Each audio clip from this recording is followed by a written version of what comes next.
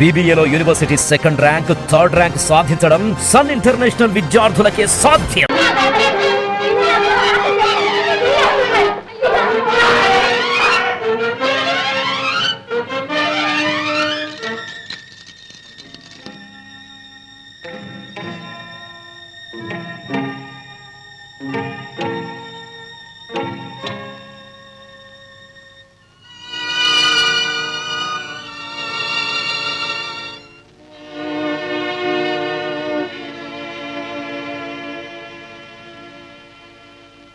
మీ 5 ముద్దాయిలు కలిసి సిఐడి రవీంద్ర గారి పిల్లల్ని ఎత్తుకుని పోతుండగా పోలీసులు పట్టుకున్నారని మీ మీద నేరం ఆరోపించబడింది.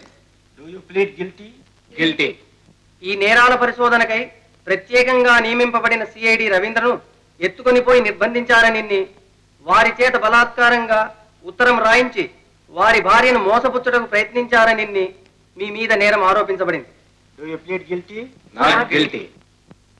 ఈ విధంగా చాలా కాలంగా పిల్లలను ఎత్తుకొని పోతున్నది మీరేనని, దేశ శాంతి భద్రతలకు భంగకరంగా ప్రవర్తిస్తున్నారని మీ మీద నేరం ఆరోపించబడింది.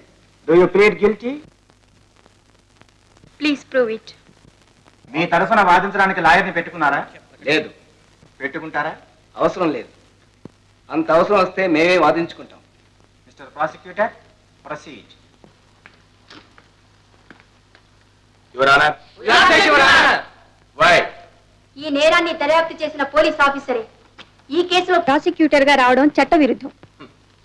చట్టాన్ని చదివి అభ్యంతరం చెప్పడం మర్యాద. ఈ కేసు విచారిస్తున్నది మామూలు కోర్టు కాదు. ఈ నేర పరిశోధన కోసం ప్రత్యేకంగా నియమించబడ్డ ఆర్డినెన్స్ కోర్టు. అర్థమైందా? ఎస్.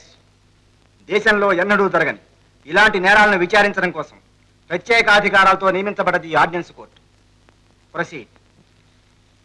శ్రీమతి శారదా రవీంద్ర. శారద గారు, మిమ్మల్ని ఈ విధంగా కోర్టుకు రప్పించినందుకు చాలా బాధపడుతున్నాను. కానీ మీ భర్త గారి క్షేమం, ప్రజా శ్రేయస్సు కోరి విధంగా చేయవలసి వచ్చింది.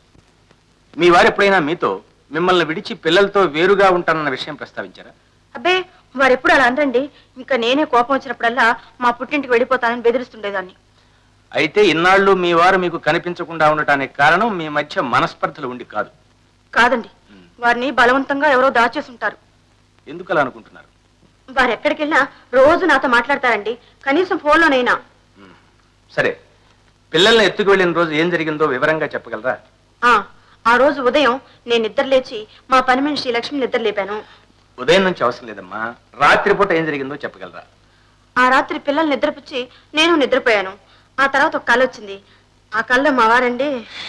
కలల సంగతి కాదమ్మా, ఆ రాత్రి పూట మీరు నిద్రపోయిన తర్వాత ఏం జరిగిందో వివరంగా చెప్పగలరా? అదేమిటండి, నిద్రపోయిన తర్వాత ఏం జరిగిందో ఎలా చెప్పటం? తెల్లవారింది. నేను కళ్ళు తెరిచి చూసేసరికి మీరు నా ఎదురుగా ఉన్నారు, అంతే కదండి? కరెక్ట్. అంటే మీకు మెలకు వచ్చేసరికి మీరు మామూలుగా నిద్రలేచినట్టుందా, లేక ఏదైనా? భలేవారే, మామూలుగా అయితే నేను తెల్లవారుజానే లేచేదానిగా, అంత పొద్దే కదా ఎందుకు పడుకుంటాను? అదో లాంటి నిద్ర ఆ రోజు. అంటే ఎవరైనా ఏదైనా మొత్తం మంది ఇచ్చినట్టు మైకంగా ఉన్న. ప్రాసిక్యూటర్ గారు తనకు కావాల్సిన సమాధానాన్ని సాక్షి అందిస్తున్నారు. Objection sustained. తర్వాత ఏం జరిగిందమ్మా? తర్వాత ఏం జరిగిందండి, నా దిండి కింద ఉత్తరం దొరికిందని మీరు నా చేతికిచ్చి చదవమన్నారు. శారదాదేవి గారు, ఉత్తరం దిండి కింద ఉందని వారు చెప్పారు, అంతేనా? అవును, వారే చెప్పారు పాపం. అయితే దిండి కింద ఉండటం మీరు చూడలేదు, అవునా? అయ్యో రామా, ఉట్టి అమాయకురాల్లా ఉన్నావే. నేను చూడకపోతే మాత్రమే ఆ ఉత్తరం దిండి కిందే ఉండుంటుంది, లేకపోతే మీ నాన్నగారు అబద్ధం ఆడతారేమిటి? శారదాదేవి గారు, అడిగిన దానికి మాత్రం సమాధానం చెప్పండి. ఆ ఉత్తరం దిండి కింద ఉండటం మీరు చూసారా? చూడలేదు. అయితే అంటే ఆ ఉత్తరం నేనే బనాయించి దిండి కింద పెట్టానన్నా? ఆ విషయంలో నిర్ణయానికి రావాల్సింది కోర్టు వారు. అనవసరంగా మీరెందుకు కంగారు పడతారు? Mister prosecutor. చూడండి శారద గారు, ఇదే కదూ ఆ ఉత్తరం? అవును. ఈ ఉత్తరం మీ వారు మామూలు స్థితిలో ఉండి రాసిందేనంటారా? కాదు. ఎందువల్ల అలా అనుకుంటున్నారు? అదేమిటండి, మాకు పెళ్ళైన దగ్గర నుంచి వారు నాకు కొన్ని వేల ఉత్తరాలు రాసుంటారు. ఆయన నాకు ఉత్తరాలు రాసే తీరు తెలియదా? అయితే మీ వారు మామూలుగా రాసే పద్ధతికి దీనికి చాలా తేడా ఉందంటారు. అవును. అంటే ఎవరో ఆయన చేత బలవంతంగా రాయించినట్టుంది. శారదాదేవి గారు, మీ వారు రాసిన ఉత్తరాల్లో భాషా తీరు ఎలా ఉంటుందో తెలియటానికి ఒక ఉత్తరం కోర్టు వారికి చూపించగలరా? ఆయన నాకు రాసిన ఉత్తరాలు కోర్టు వారికి చూపిస్తానేమిటి? ఏ తప్పే ఉంది? ఇది మరీ బాగుంది. అయినా నీకేం తెలుసు? పెళ్లి కాని పిల్లవి ఎవరైనా పెళ్లి అని పెద్ద మనిషిని అడుగు. యువరాన, భార్యాభర్తలు ప్రేమపూర్వకంగా రాసుకునే ఉత్తరాలు బహిరంగపరచడానికి ఏ గృహిణి ఒప్పుకోదు. పైగా ఈ నేరాల్లో సాక్షి అభిప్రాయాలే తప్ప ఉత్తరాలు రుజువు చేయవలసిన ఆవశ్యకత లేదు. Objection sustain. చూడమ్మా, ఈ ఫోటోలు మీ వారు తీసినవేనా? అవును, మావారు తీసినవే. మీ దగ్గరికి ఎలా వచ్చాయి? వారు నేను కలిసే ఫోటోలు ప్రింట్ చేస్తూ ఉంటాం. ఆ రోజు ఇంట్లో పడేసి హడావుడిగా వెళ్ళిపోయారు, అంతే. ఇంతవరకు వారి జాడే తెలియలేదు. ఇక మీరు వెళ్ళొచ్చు.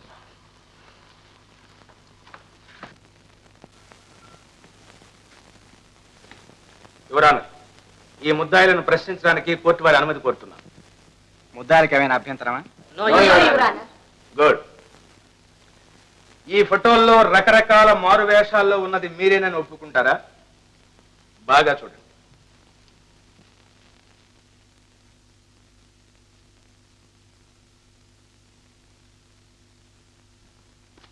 ఏమంటారు? అవును.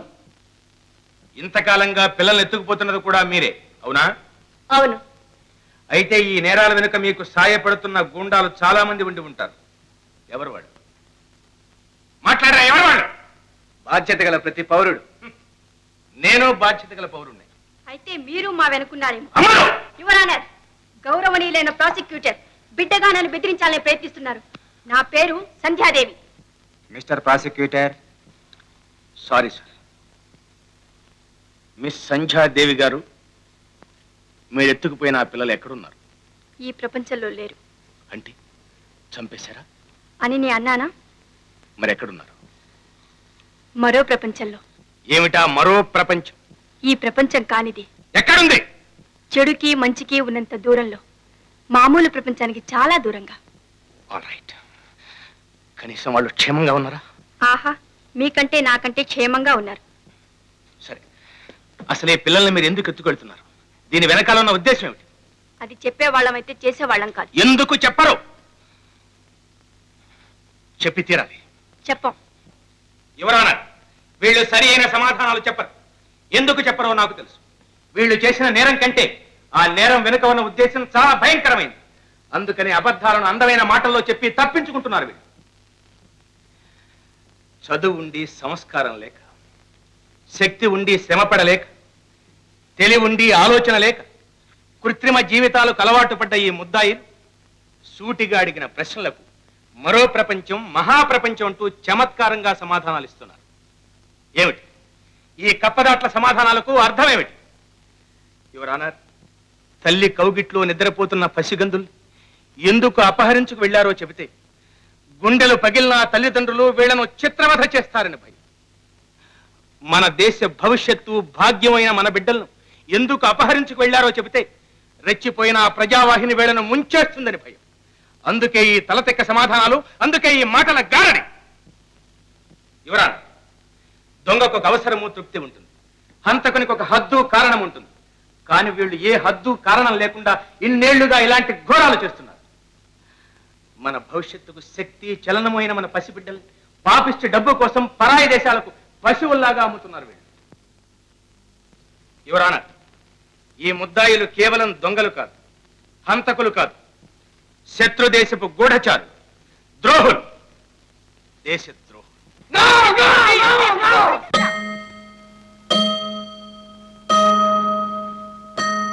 The court is అడ్జర్న్డ్.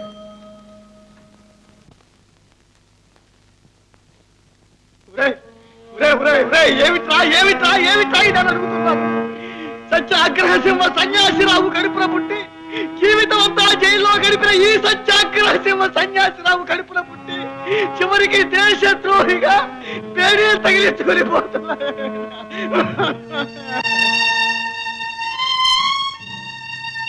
ఎందుకంత ఆవేశపడ్డారు? లేకపోతే మనల్ని దేశద్రోహులు అంటారా? అవును, అది ఒప్పుకోవడమే మంచిదేమో. ఒప్పుకోవడమా? లేకపోతే ఇది ఇంతటితో ఆగదు, ఇంకా అన్వేషణ సాగిస్తారు. అది మన ఉద్యమానికే దెబ్బతీయచ్చు. నిజమే, మనం దేశద్రోహులమని పిల్లల్ని ఇతర దేశాలకు ఎగుమతి చేస్తున్నామని ఒప్పుకుంటే ఈ కేసు ఇంతటితో అంతమైపోతుంది. మనం బలైపోయినా మన ఉద్యమం బ్రతుకుతుంది.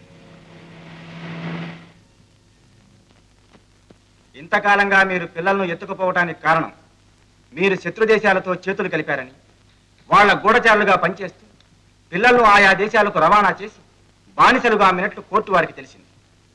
ఏమంటారు? అవును. గిల్టీ.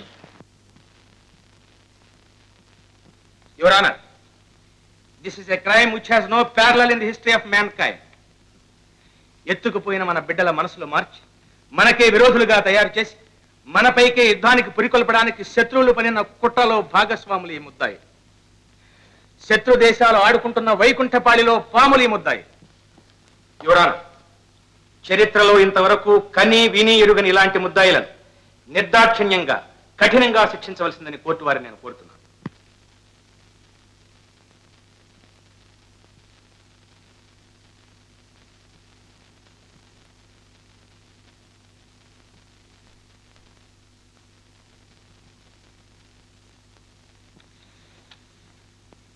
మిస్టర్ రవీంద్ర, వెరీ సి.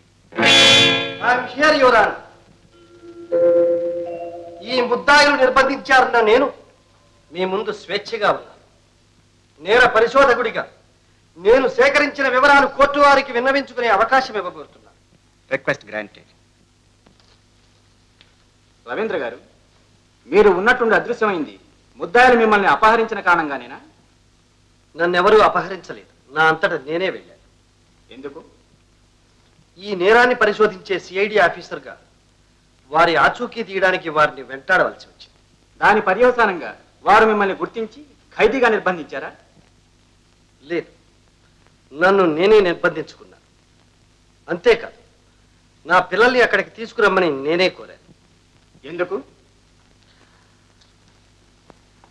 బాధ్యత గల తండ్రిగా నా బిడ్డలకు అంతకన్నా మంచి నేనేం చేయలేను గనక. అంటే వాళ్ళని ఎక్కడికి తీసుకువెడదాం అనుకున్నారు? మరో ప్రపంచానికి. ముద్దాయిలు ఎంతకాలం ఉంటున్న ఆ ప్రపంచానికేనా? అవును, ఆ ప్రపంచానికి, ఆ మహత్తర ప్రపంచానికి. యువర్ ఆనర్, మత్తు మందు పెట్టడంలో ఆరితేరిన ఈ ముద్దాయి శ్రీ రవీంద్ర గారికి కూడా అటువంటి ప్రయోగం ఏదో చేసి చిలక పలుకులు పలికిస్తున్నారేమోనని నా అనుమానం. ఎస్ యువర్ ఆనర్, అదొక మత్తి. ఆ ప్రపంచంలోని అణువణువు ఒక మత్తి. మంచి చెడ్డలు గుర్తించే ప్రతి మనిషికి అది మంచి మత్తు. దేశ భవిష్యత్తును ఆకాంక్షించే ప్రతి పౌరుడికి అది తీయని మత్తు. అంత మత్తుగల ఆ మహాప్రపంచాన్ని సాక్షిగా ఇక్కడకు తీసుకురాలేను గనక కోర్టు వారిని ప్రత్యక్షంగా చూడవలసిందిగా కోరుతున్నాను.